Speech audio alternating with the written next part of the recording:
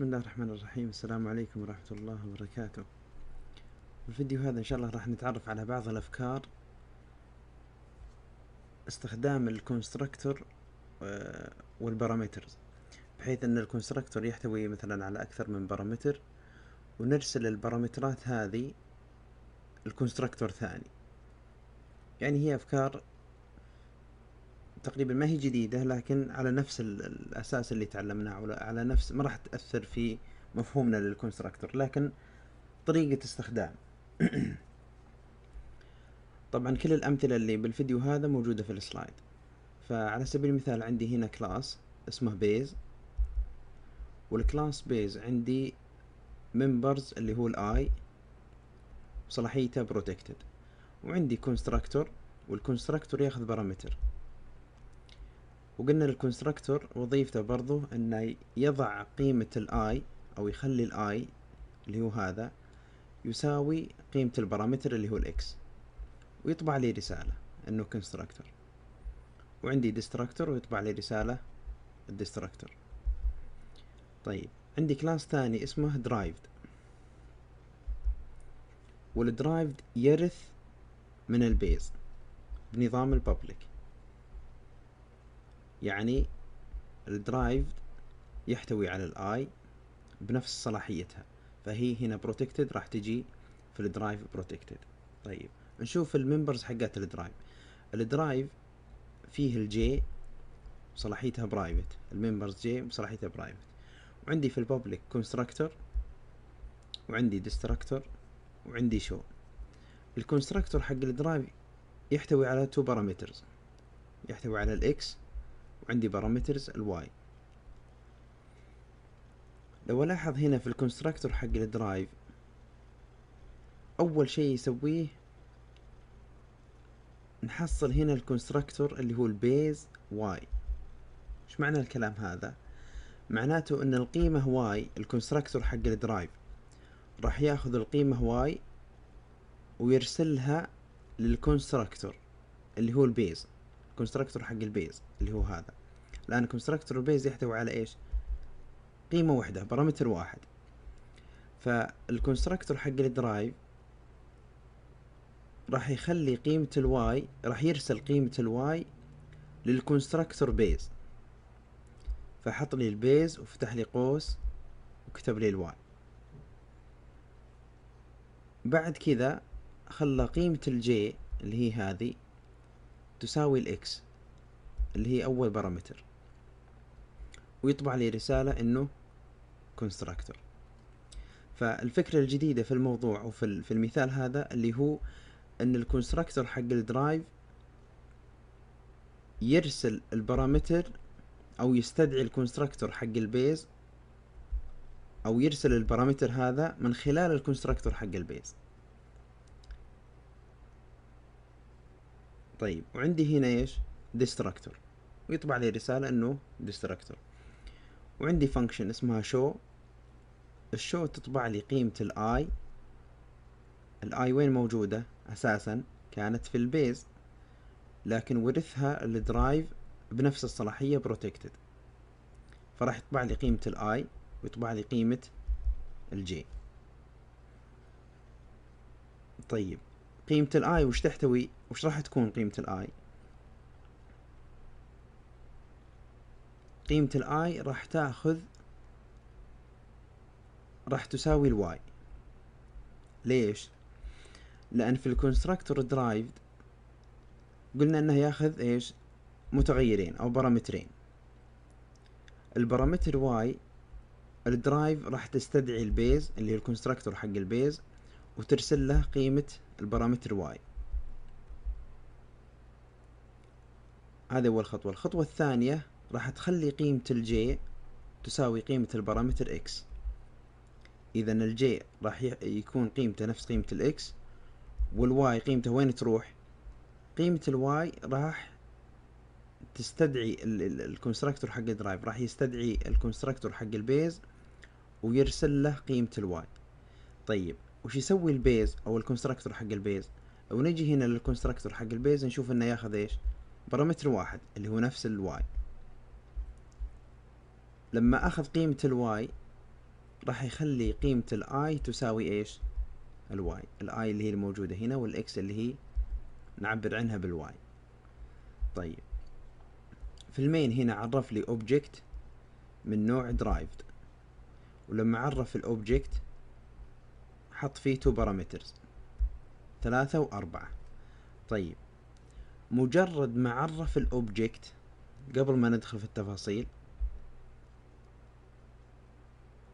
راح يتنفذ الكونستراكتور. طيب اي الكونستراكتور راح يتنفذ؟ الان الاوبجكت من نوع ايش؟ derived، نروح للدرايف، المفروض ننفذ الكونستراكتور حق الدرايف، لكن بما ان الدرايف يرث من البيز، اذا راح يتنفذ ايش؟ الكونستراكتور حق البيز اللي هو هذا، فراح يتنفذ الكونستراكتور حق البيز اول،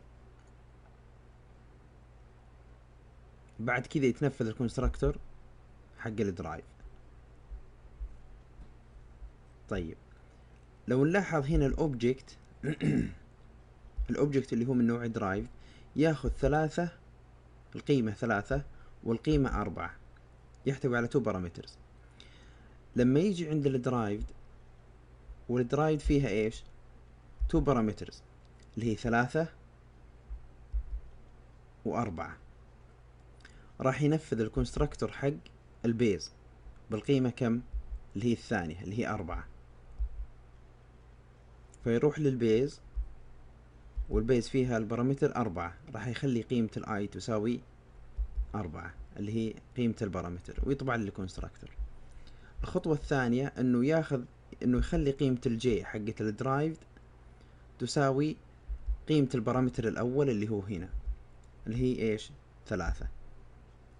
طيب بعد كذا يستدعي الفانكشن شو، والفانكشن شو راح تطبع لي قيمة الاي اللي هي حقة البيز اللي يرثها الدرايف بنفس الصلاحية اللي هي protected، وبعد كذا ايش؟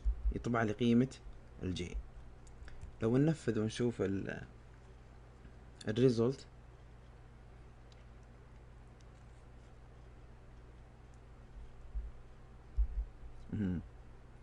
فلما نجي نشوف اول كونستراكتور نفذه اللي هو البيز، بعد كذا نفذ الكونستراكتور derived.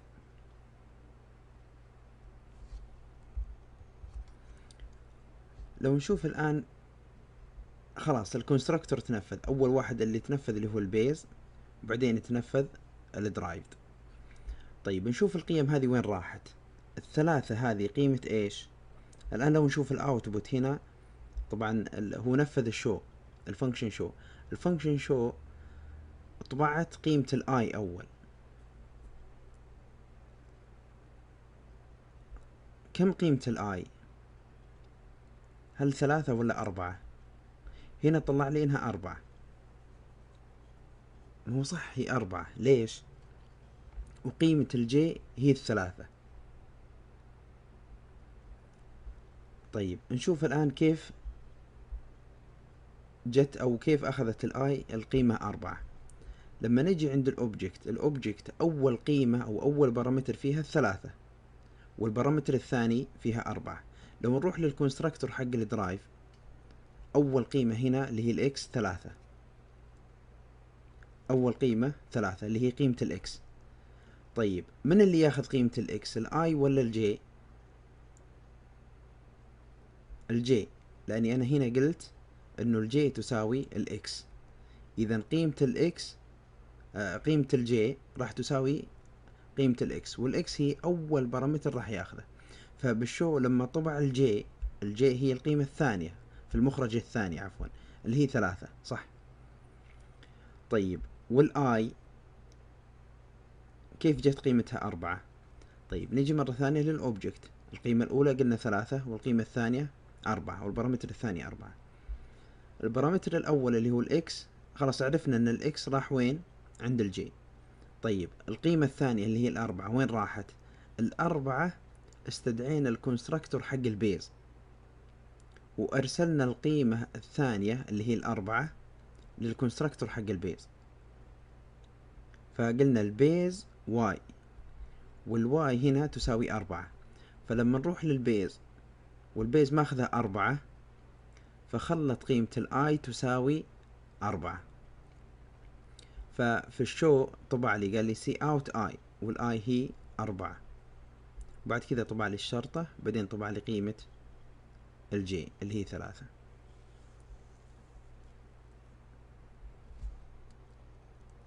في الديستركتور راح ينفذ الديستركتور حق الدرايفد اول، بعدين ايش البيز. دايم الديستركتور عكس الكونستراكتور، ينفذ الديستركتور حق الاوبجكت اول، بعدين الديستركتور حق الكلاس اللي يرث منه. طيب هذه بالنسبة للفكرة انه الكونستراكتور حق الاوبجكت يقدر يرسل بارامتر الكونستراكتور لكلاس ثاني. فالقيمة الأولى مثلا يخليها قيمة الجي، والقيمة الثانية أو البارامتر الثاني يرسله عن طريق كونستراكتور الكلاس اللي هو بيز. هذا بالنسبة للمثال الأول. في المثال الثاني عندي كلاس اسمه بيز 1، فيه الممبر اي من نوع بروتكتد، وعندي كونستراكتور ياخذ بارامتر 1، وعندي ديستركتور. والكونستراكتور حق البيز 1 ياخذ قيمة البارامتر ويخليها تساوي ايش، او قيمة الممبر اي تساوي قيمة البارامتر حق الكونستراكتور. وعندي ديستركتور برضو بعد ايش يطبع رسالة. هذا الكلاس الاول اللي هو البيز 1، عندي فيه اي وكونستراكتور يحتوي على بارامتر ويخلي قيمة الاي تساوي قيمة البارامتر ويطبع رسالة. وعندي ديستركتور. عندي كلاس ثاني اسمه بيز 2، برضو يحتوي على ايش ممبر من نوع بروتكتد، والبيز 2 فيها كونستراكتور تحتوي على بارامتر، وقيمة الكي الممبر الكونستراكتور يخلي قيمة الكي تساوي قيمة البارامتر حق الكونستراكتور، يعني ان الكي تساوي اكس، والاكس هي قيمة البارامتر، ويطبع لي رسالة انه كونستراكتور. وعندي ايش ديستركتور. عندي كلاس ثالث اللي هو اسمه درايفد، والدرايفد يرث من الكلاس بيز ويرث برضو من الكلاس بيز 2، وصلاحية الوراثة كلهم public، يعني انه الكي في البيز 2 راح تيجي هنا protected، يعني يقدر يوصلها الدرايف، والاي برضو هنا راح تيجي بنفس الصلاحية في الدرايف protected. طيب نشوف الكونستراكتور حق الدرايف. الدرايف فيها ممبر برايفت اللي هو الجي، وعندي public، وهذا الكونستراكتور حق الدرايف. الكونستراكتور حق الدرايف فيه 3 بارامترز، عندي الاكس والواي والزد كلها انتجر. طيب لما يتنفذ الكونستراكتور حق الدرايف، لو نشوف هنا قال لي انه البيز 1 واي، ايوه، فراح يرسل قيمة المتغير او البارامتر واي، قيمة البارامتر واي راح يرسلها للكونستراكتور اللي هو البيز 1، راح يرسل قيمة الواي للبيز 1. وبعدين عندي فاصلة، وقال لي البيز 2 زد راح يرسل ايش قيمة البارامتر زد للكونستراكتور اللي هو البيز 2. الكونستراكتور يعتبر كأنه فانكشن، يعني هو اساسا فانكشن، فكأنه استدعى الفانكشن وارسل لها ايش قيمة البارامتر اللي هو واي او قيمة البارامتر اللي هو زد، لكنه كونستراكتور. بعد ما ارسل قيمة الواي للبيز 1 للكونستراكتور اللي هو البيز 1، وارسل قيمة الزد للكونستراكتور اللي هو البيز 2، قال لي هنا الجي تساوي اكس، ايوه الجي اللي هو الممبر حق الدرايف، اذا قيمة الجي راح تساوي قيمة الاكس، يعني قيمة الجي راح تساوي اول قيمة او اول بارامتر في الكونستراكتور. طيب ثاني بارامتر في الكونستراكتور وين راح يكون؟ اللي هي الواي. ثاني بارامتر راح يروح للبيز 1، والبيز 1 لو نشوف الكونستراكتور البيز 1 راح يخلي قيمة الاي تساوي قيمة ايش البارامتر، يعني انه الواي قيمة الواي راح تساوي ايش قيمة الاي، اذا قيمة الاي راح تكون ايش؟ هي القيمة الثانية في الكونستراكتور حق الدرايف. طيب والزد اللي هو البارامتر الثالث، البارامتر الثالث راح نعمل له باس على الكونستراكتور بيز 2 اللي هو هذا، والبيز 2 راح تضع قيمة البارامتر حقها تساوي قيمة الكي، يعني الكي عفوا الكي تساوي قيمة البارامتر. يعني البارامتر الثالث راح يكون هو قيمة الكي. طيب هذا بالنسبة للكونستراكتور حق الدرايف. قلنا يحتوي على 3 بارامترز. الكونستراكتور راح ترسل البارامتر واي للكونستراكتور بيز 1، وراح ترسل قيمة البارامتر الثالث للبيز 2، وراح تخلي قيمة الجي تساوي اكس، وتطبع لي رسالة اللي هو الكونستراكتور درايف. وفي عفوا في الكلاس درايف ديستراكتور يطبع لي رسالة. وعندي فانكشن شو. الفانكشن شو هنا راح تطبع لي قيمة الاي، وقيمة الاي الدرايفد وارثها من وين؟ من البيز 1. طيب وراح يطبع لي قيمة الجي اللي هي الموجودة اللي هي الخاصة بالدرايف 2 عفوا بالدرايفد، وبرضه راح يطبع قيمة الكي، والكي ورثها الدرايفد من البيز 2 اللي هي هذه القيمة هذه او الفاريبل هذا.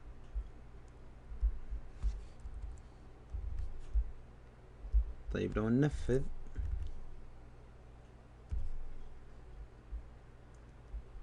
او قبل ما ننفذ نشوف المين.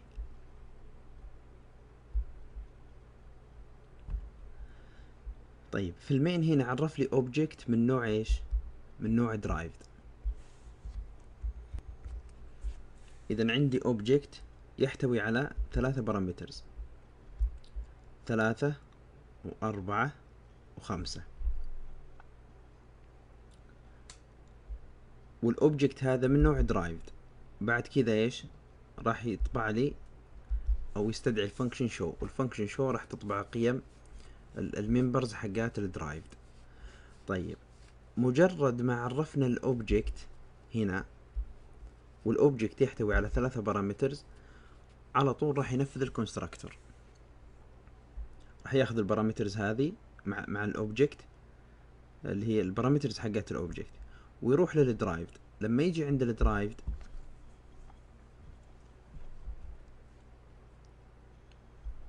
اللي هو الكلاس هذا، الكونستراكتور حقه ياخذ 3 بارامترز تمام، لكن الدرايفد يرث من ايش؟ البيز 1 ويرث من البيز 2. اذا راح ينفذ الكونستراكتور اول حق البيز 1، بعدين راح ينفذ الكونستراكتور حق البيز 2، بعدين راح ينفذ ايش؟ او راح يطبع الكونستراكتور حق اللي هو الدرايفد.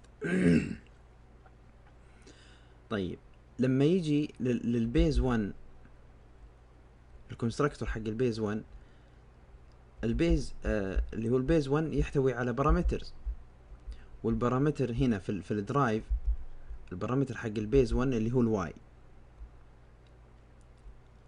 فراح ياخذ او يستدعي البيز 1 بالقيمة واي، فراح يستدعي هذه البيز 1 وياخذ قيمة الواي. الواي كم؟ الواي هي القيمة الثانية، يعني كم؟ اللي هي 4، اللي هي القيمة 4.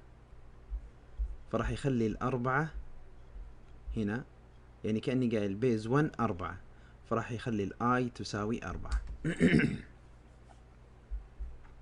طيب ويسوي مع البيز 2 نفس ما سواه مع ايش؟ البيز 1. راح ياخذ البارامتر حق البيز 2 اللي هو زد، اللي هو هذا زد، وراح ينفذ الكونستراكتور حق البيز 2. بعد ما ينفذ الكونستراكتور حق البيز 2 اللي هو راح يخلي قيمة الكي تساوي زد، راح ينفذ ايش؟ الكونستراكتور حق الدرايف اللي هو راح يخلي الجي تساوي اكس، وراح يطبع لي الكونستراكتور درايف. طيب لو نشوف التنفيذ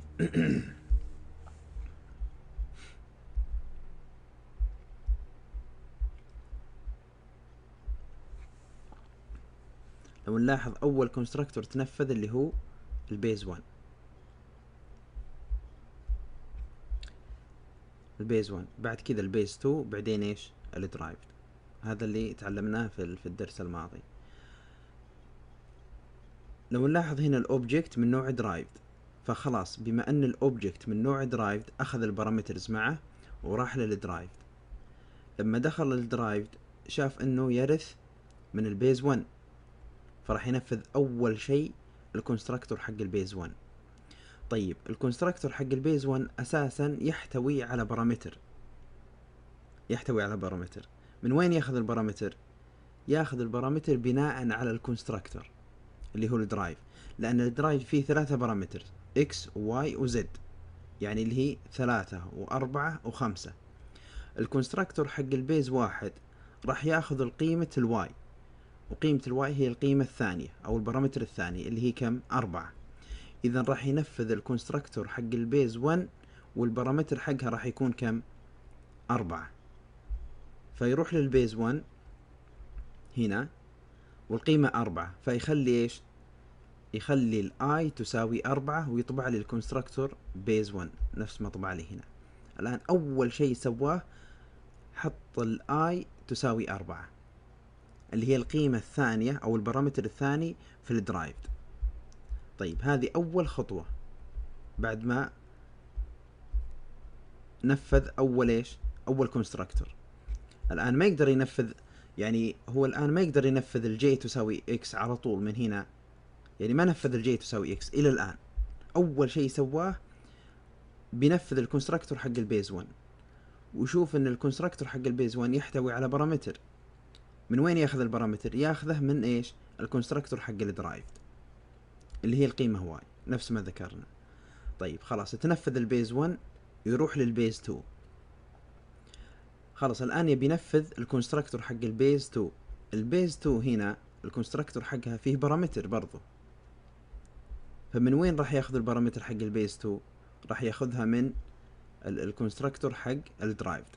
طيب لاني انا معرف الكونستراكتور حق الدرايف انه القيمة زد، راح ارسلها للكونستراكتور حق البيز 2. فخلاص البيز 2 راح تاخذ ايش؟ القيمة زد اللي هي اخر قيمة في الاوبجكت اللي هي كم؟ 5. الان خلاص اول ما خزنا الاربعة تخزنت في الاي. نجي الان للبيز 2. البيز 2 راح تاخذ بارامتر الزد. كم قيمة الزد؟ قيمتها 5. خلاص اخذ ال5 وراح للبيز 2 ونفذ الكونستراكتور قيمتها ايش؟ 5. خلى الكي تساوي 5 وطبع لي ايش؟ البيز 2 نفس الرسالة هذه. ثاني خطوة الان اصبحت الكي تساوي 5.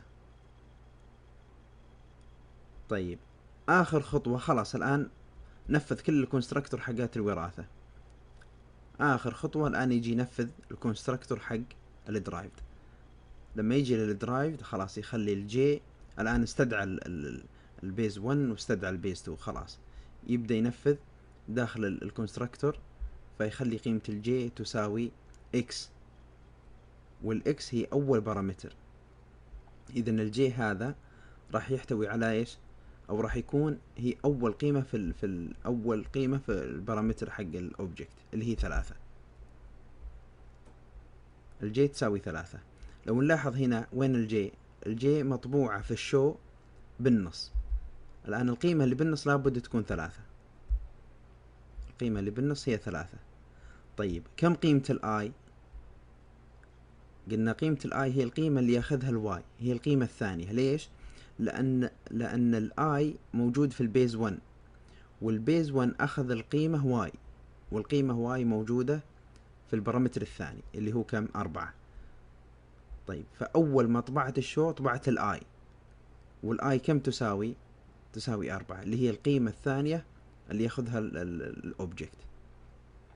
بعد كذا طبع لي الجي اللي هي 3 اللي هي اول قيمة، لان الجي تساوي الاكس، والبيز 1 اللي هي الاي اللي فيها الممبر اي تاخذ الواي اللي هي 4. طيب والكي كم تساوي؟ الكي تساوي 5 اللي هي اخر قيمة. ليش 5؟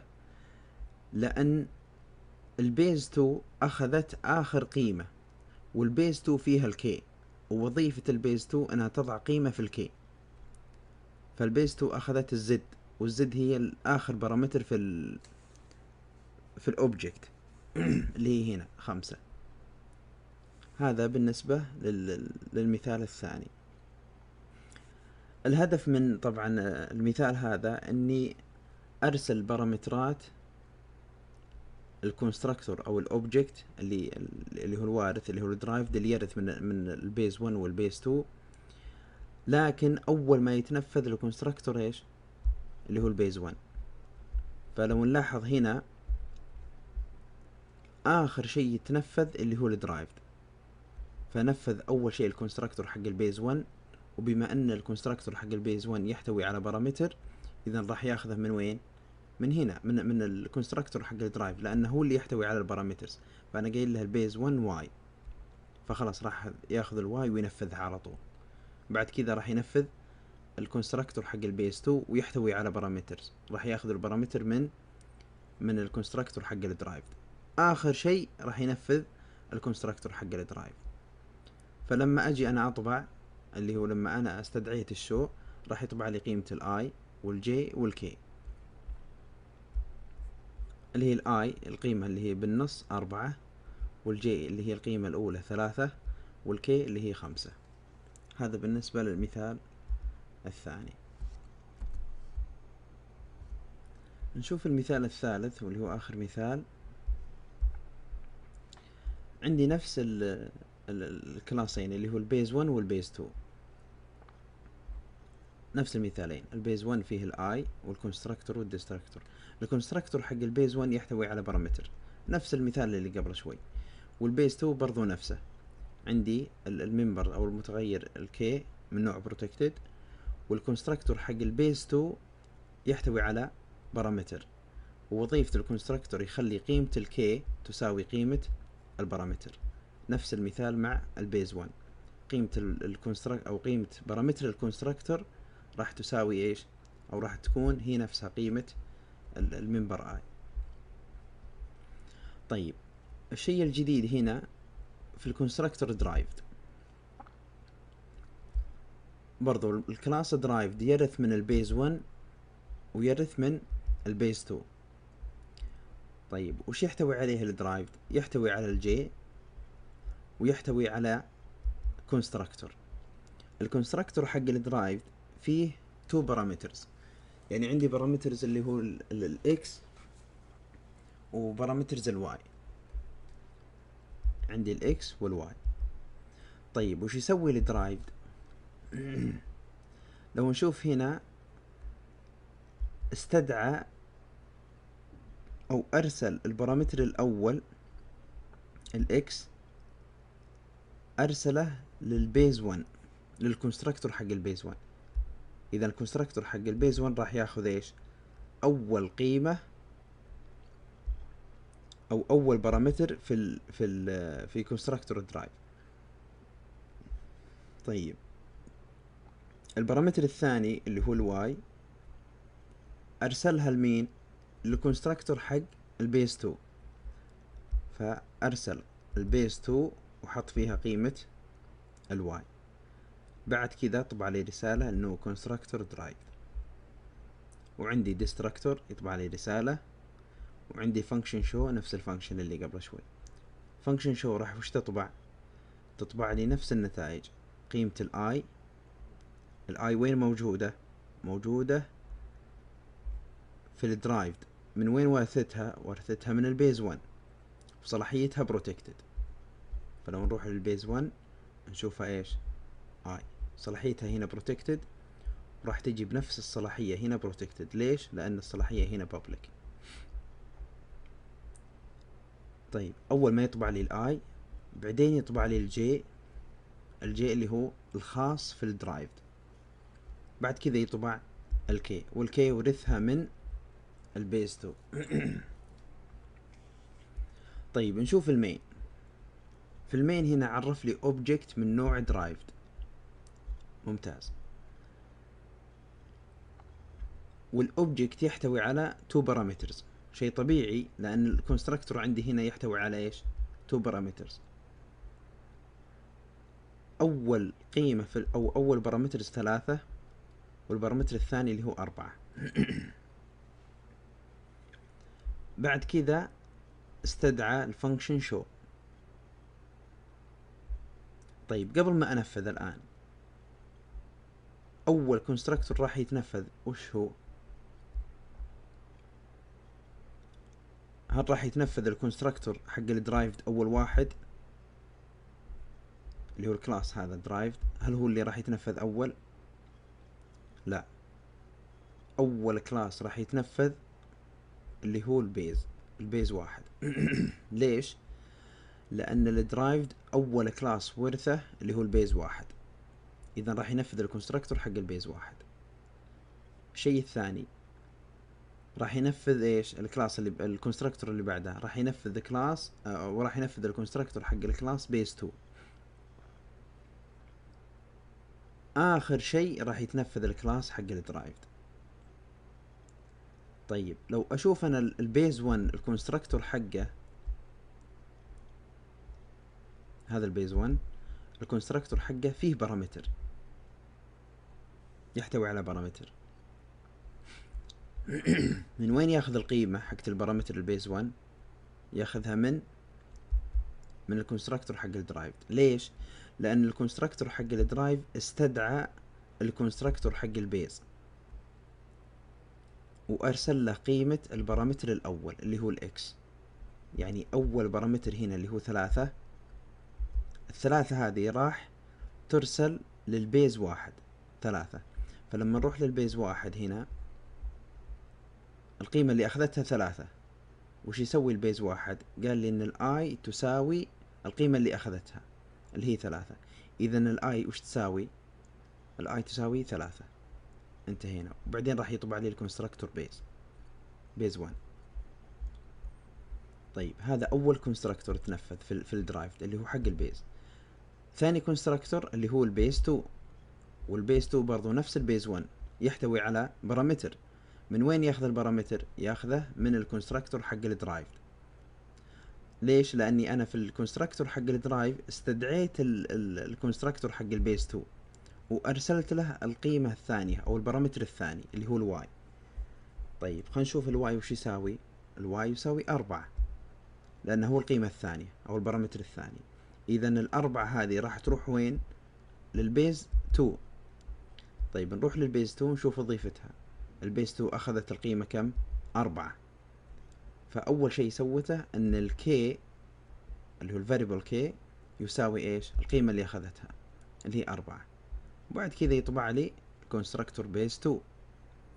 خلاص الآن تنفذ الكونستراكتور. آخر شيء راح ينفذ إيش؟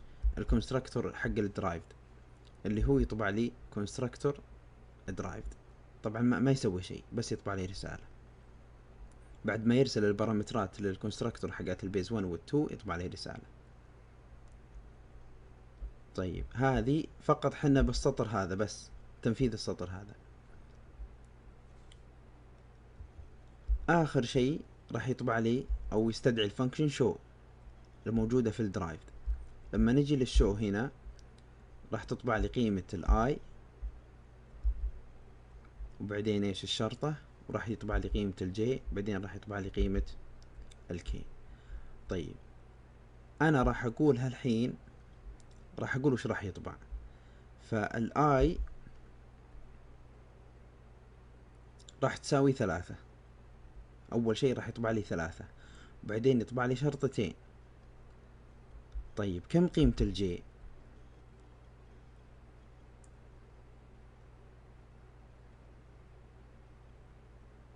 كم قيمتها؟ خلوا الجي، انا بعطيكم الاي 3. طيب والكي راح تساوي 4، والجي وش تساوي؟ ما تساوي شيء، ما لها قيمة اصلا ما لها قيمة. ليش؟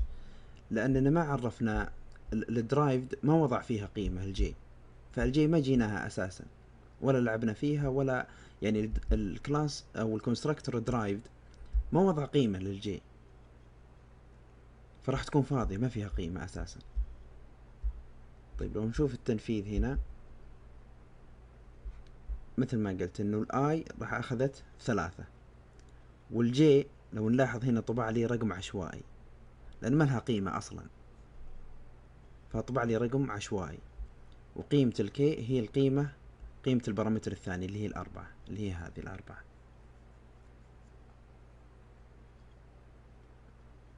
فهذه اللي هي، لو نلاحظ هنا برضو الكونستراكتور اللي هو أول واحد يتنفذ البيز 1، بعدين البيز 2، بعدين إيش الدرايفد. بعد كذا استدعى الفانكشن شو، طبعا لي قيمة الاي 3، والجي ما لها قيمة أساسا لأننا إيش ما أضفنا لها قيمة في الدرايفد، فعشان كذا ما هي يعني ما لها قيمة، فطبعا لي رقم عشوائي. الآن الديستراكتور راح يتنفذ بالعكس، راح يتنفذ الديستراكتور حق الدرايفد أول، بعدين البيز 2، بعدين إيش البيز 1.